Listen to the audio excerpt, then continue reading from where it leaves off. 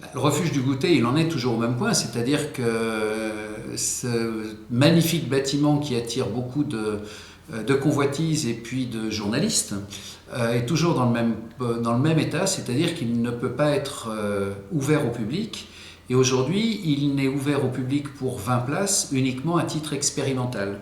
C'est-à-dire qu'il est possible que dans les semaines qui viennent, cette autorisation de 20 places soit aussi retirée. Donc on est dans une situation où la préoccupation du préfet de la Haute-Savoie et du maire de Saint-Gervais est d'assurer la sécurité des alpinistes, des guides et du personnel qui travaille dans le refuge. Donc tant que nous n'aurons pas l'assurance que ce refuge répond à toutes ces exigences de sécurité pour les personnes, il est clair que je ne pourrai pas signer l'arrêté d'ouverture.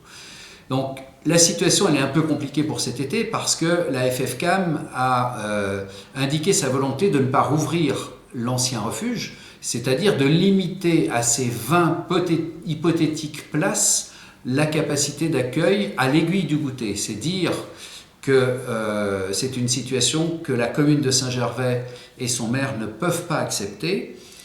Pourquoi ? Parce que moi j'ai la charge de la sécurité des personnes et que dans le mot de refuge, il y a le mot refuge. C'est-à-dire c'est un lieu où les alpinistes doivent être capables de pouvoir faire une halte et de s'y réfugier. Donc j'ai demandé à la FFCAM de se conformer non pas à l'esprit du contrat, mais à l'esprit et à la lettre.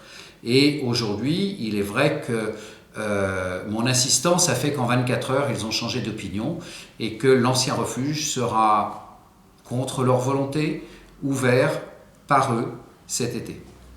Donc il y aura combien de places Il y aura, d'après leur calcul, 80 places dans l'ancien refuge, plus 20 dans le nouveau.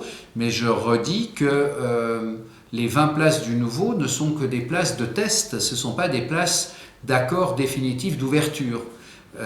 Et donc aujourd'hui, il y aura théoriquement aux alentours d'une centaine de places à l'ancien refuge qui, lui, est autorisé pour avoir 100 places, pour accueillir 100 personnes donc, dans les deux parties de ces bâtiments.